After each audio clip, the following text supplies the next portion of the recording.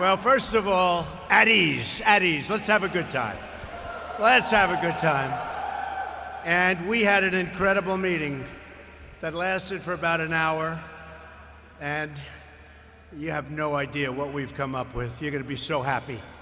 You're going to be so happy. I want to just first say thank you for everything, and on behalf of Melania and myself, we had a great flight in, so I want to thank you, honey. Come say hello, honey. Just say hello.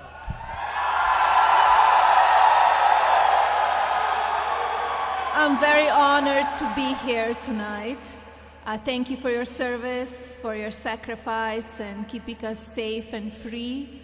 I'm very proud of you, and on behalf of our nation, I'm wishing you a Merry Christmas and a happy and prosperous New Year. Thank you again, and to your families.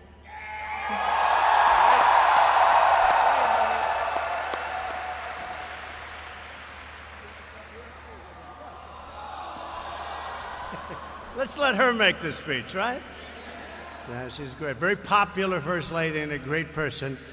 And I want to thank General LaCamera for the incredible job he's done. And I was just saying we had a meeting with him and some of your great representatives. And we have some ideas that are more than ideas that are going to be just, we like to win. Do we like to win? We're going to win. I want to thank everyone at Asad Air Base, special people. We came in, we felt very safe coming in. It was a pretty difficult journey in certain ways, but we felt very, very good, very safe. And also, we knew exactly where we were going, and we're going to say hello to you and to wish you all a Merry Christmas and a Happy New Year. Very important. Thank you very much. Great job. So Melania and I are thrilled to be here with the extraordinary men and women of the American Armed Forces, the greatest military, and especially as we get all of this billions and billions of dollars of new equipment that I approved over the last 2 years. You're getting such new equipment, your eyes are popping, right?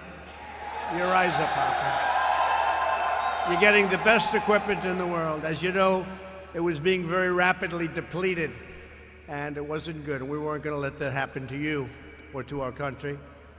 And I just want you to relax. Let's have a good time for a few minutes, and then I'll be heading to another location, and then I'll be heading back, but I have you totally in mind, totally in mind.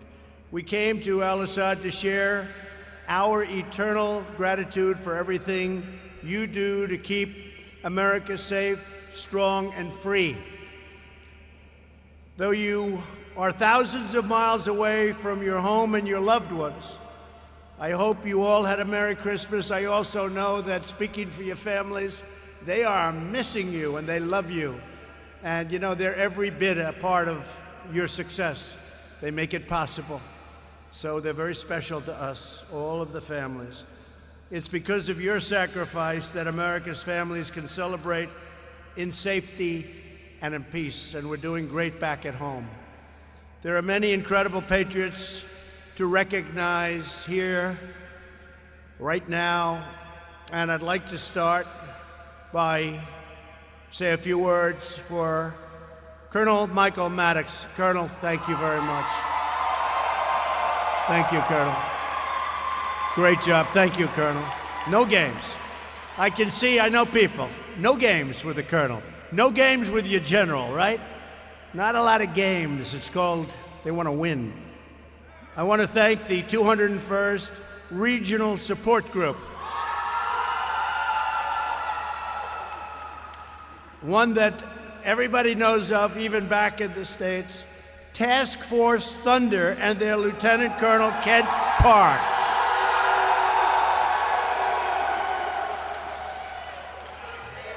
There's a reason for that name, Thunder, isn't there?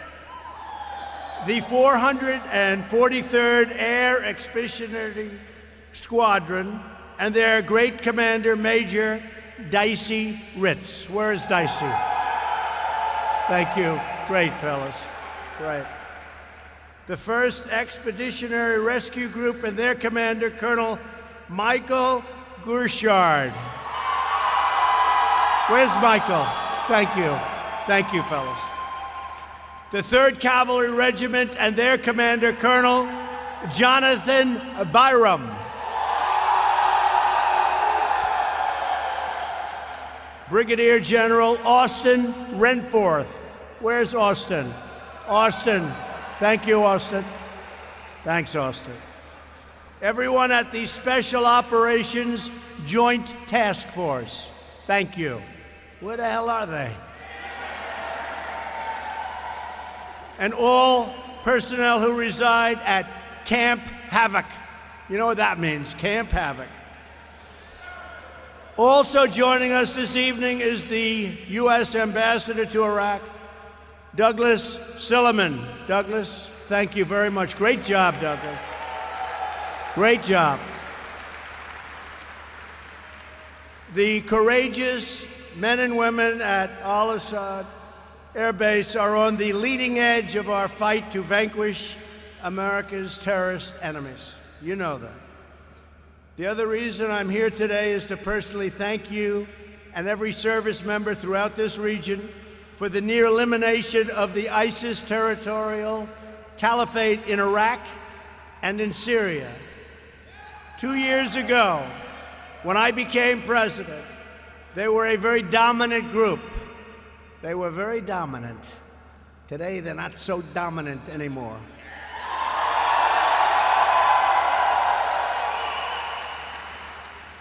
Great job. I looked at a map, and 2 years ago, it was a lot of red all over that map. And now you have a couple little spots, and that's happening very quickly. That's happening very quickly. You'll be seeing that. I want to just say great job. And we'll be watching ISIS very closely. We'll be watching them very, very closely. The remnants of ISIS. No enemy on earth can match the awesome strength of American soldiers, sailors, airmen, and Marines. Nobody's even close. And nobody is even close in terms of our equipment. We make the greatest equipment in the world. Whether it's missiles or ships or anything you want to name, we have the greatest in the world. The jet fighters, the new F-35, the super F-18s. We have the greatest fighter jets in the world. We make the greatest equipment in the world. But you strike fear into the hearts of our enemies and bring comfort to all of our allies and those who cherish peace. And we want peace. And the best way to have peace is strength.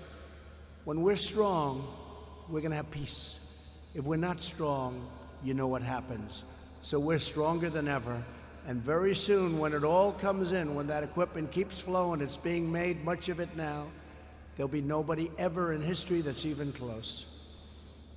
American and coalition forces have had one military victory after another over the last 2 years against ISIS, including the retaking of both Mosul in Iraq and Raqqa in Syria.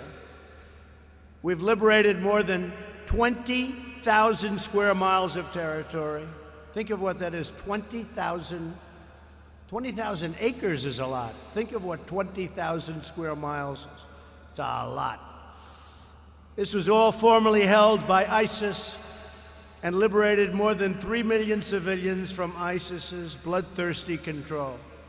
The men and women stationed at al-Assad have played a vital role in the military defeat of ISIS in Iraq and in Syria.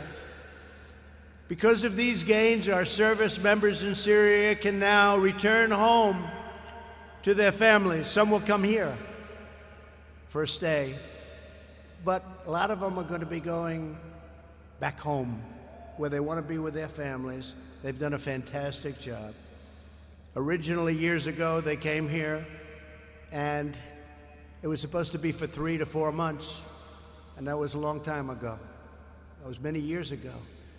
But what a job you have done, what a job they have done. I made it clear from the beginning that our mission in Syria was to strip ISIS of its military strongholds. We're not nation building. Rebuilding Syria will require a political solution And it's a solution that should be paid for by its very rich neighboring countries, not the United States. Let them pay for it, and they will. They will. In fact, Saudi Arabia yesterday, you probably read, stepped up to the plate and has already made a commitment of substantial funds for development. And President Erdogan of Turkey has also agreed to take out any remnants of ISIS, and we'll be working with them. We're going to be working with them. Our presence in Syria was not open-ended and was never intended to be permanent. 8 years ago, we went there for 3 months, and we never left. But now we're doing it right. And we're going to finish it off. 1 year ago, I gave our generals 6 more months in Syria. I said, go ahead, get them. And it turns out it was really a year and a half ago. I said, go get them. We need 6 months. Go get them. Then they said, give us another 6 months. I said, go get them. Then they said, can we have one more, period of 6 months? I said, nope. I said, I gave you a lot of 6 months, and now we're doing it a different way. And we're doing it, and you're doing it, folks. You're doing it.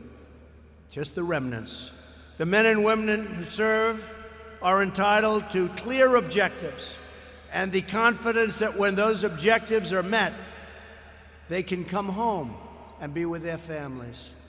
Our objective in Syria was always to retake the territory controlled by ISIS. Some people said we've already retaken 99%. That's a number that comes up a lot. And if you look at the map before and after, it looks like 99%. Now that we have done so, the nations of the region must step up and take more responsibility for their future. And also, they have to confront those remnants of ISIS and take them out very easily, if, after we're totally finished, they're even left at all. There will be a strong, deliberate, and orderly withdrawal of U.S. forces from Syria. Very deliberate, very orderly, while maintaining the U.S. presence in Iraq to prevent an ISIS resurgence and to protect U.S. interests, and also to always watch very closely over any potential reformation of ISIS, and also to watch over Iran. We'll be watching. While American might can defeat terrorist armies on the battlefield, each nation of the world must decide for itself what kind of future it wants to build for its people and what kind of sacrifices they are willing to make for their children. America shouldn't be doing the fighting for every nation on earth, not being reimbursed in many cases at all. If they want us to do the fighting, they also have to pay a price. And sometimes that's also a monetary price. So we're not the suckers of the world. We're no longer the suckers, folks. And people aren't looking at us as suckers. And I love you, folks, because most of you are nodding your head this way. We're respected again as a nation. We're respected again. America is safer and peace is more possible because of the incredible courage and devotion of every patriot here tonight. Some people say, well, maybe somebody comes from the area and they hit us on our homeland. If that happens, they will suffer consequences over here like nobody has ever suffered before. Let me just tell you, and I hope they hear that loud and clear. And that's not a threat, that's going to be a fact. If anything should happen at all, nobody will ever have suffered the consequences that they will suffer. Just remember I said it. We will honor, you're welcome, you're welcome. We will honor your service by doing everything in our power to defend our homeland and to stop terrorists from entering America's shores. And that includes strengthening of our borders. I don't know if you folks are aware of what's happening. We want to have strong borders in the United States. The Democrats don't want to let us have strong borders. Only for one reason. You know why? Because I want it. If I said, you know, I think just standing here looking at all these brilliant young faces, these warriors, you're warriors. You know, you're modern-day warriors. That's what you are. But you gave me an idea, just looking at this warrior group. I think I'll say, I don't want the wall. And then they're going to give it to me. I figured out the solution. First Lady, tell Nancy Pelosi, I don't want the wall. Oh, we want the wall. And we get the wall. That's another way of doing it. That's another way of doing it. Now, we have to have it. And, you know, not only human trafficking, drugs, illegals, a lot of criminals, bad records. We've seen murderers come in through the, you saw what happened with the caravan, as we call it, caravan of thousands of people. And by the way, our Border Patrol did an incredible job, and our military did an incredible job, and local law enforcement on the various parts of the border did an incredible job. And those caravans are slowly breaking up, and they're going back where they came from, and they have to come into our country legally. And that's what you're fighting for. You know, when you think about it, you're fighting for borders in other countries. And they don't want to fight the Democrats for the border of our country. Doesn't make a lot of sense. At this sacred time of the year, our thoughts turn to the American heroes who gave their last breath in defense of our country, including the 7 brave souls who perished last March on the Jolly 51 rescue helicopter. You know exactly who we're talking about. Some of you were great friends of theirs. Through their incredible sacrifice, our fallen heroes have achieved immortality. That's what it is. It's immortality. Immortality. They will live forever in the hearts of their countrymen, in your hearts, and in the history of the United States of America. They will live forever. The dignity and glory of the American warrior is recorded on the fields of battle and in acts of valor that will live for all of time. You're going to be remembered for all of time. And under my administration, we're winning now. We're not playing to lose slowly like they've been doing for 19 years. We're fighting in areas where we shouldn't be fighting and spending hundreds of billions of dollars doing it. No, you have the right thought process now going for the first time in a long time. Thank you. We want to fight where it's meaningful, which is basically what you're just saying. And you understand that better than anybody. The people in this room understand that better. Your general understands it. I just met with them. Your general understands it. We want to fight for the meaningful things. No force in history has done more for the cause of justice and peace. I want each and every one of you to know that we will always protect those who protect us. You protect us. We are always going to protect you. And you just saw that because you just got one of the biggest pay raises you've ever received, unless you don't want it. Does anybody here? Is anybody here willing to give up the big pay raise you just got? Raise your hand, please. Oh, I don't see too many hands. Okay. Don't give it up. It's great. You know what? Nobody deserves it more. You haven't gotten one in more than 10 years. More than 10 years. And we got you a big one. I got you a big one. I got you a big one. They had plenty of people that came up. They said, you know, we could make it smaller. We could make it 3%. We could make it 2%. We could make it 4%. I said, no. Make it 10%. Make it more than 10%. Because it's been a long time. It's been more than 10 years. Been more than 10 years. That's a long time. And, you know, you really put yourselves out there, and you put your lives out there.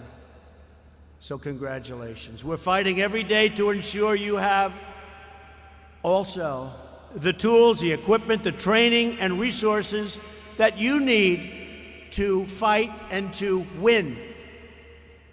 We don't play prevent defense anymore. We're not doing that.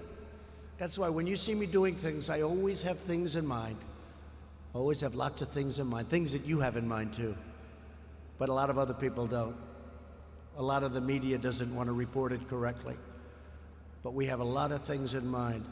But you ever see it like in football, where a team is holding the other team scoreless? They can't throw, they can't pass, they can't do anything.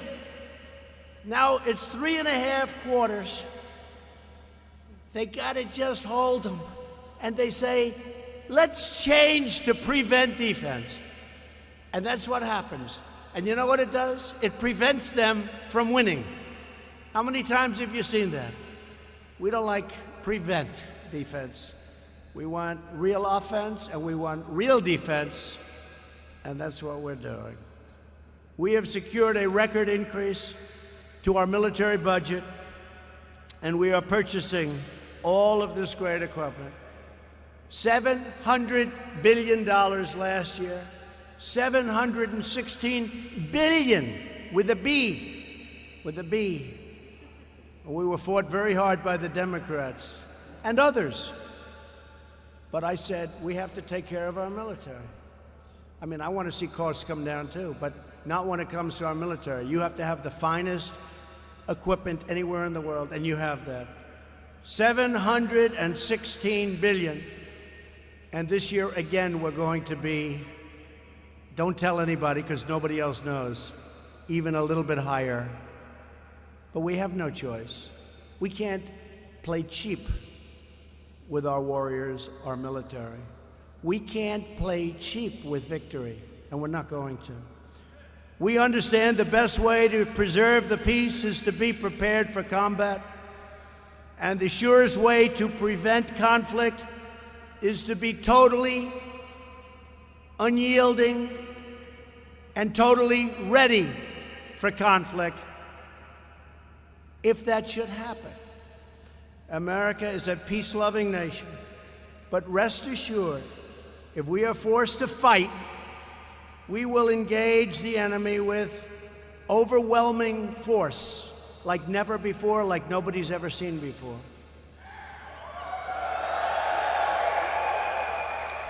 There is no military more capable, and now more lethal, more fearless, and more skilled than the United States Armed Forces. Nobody is even close.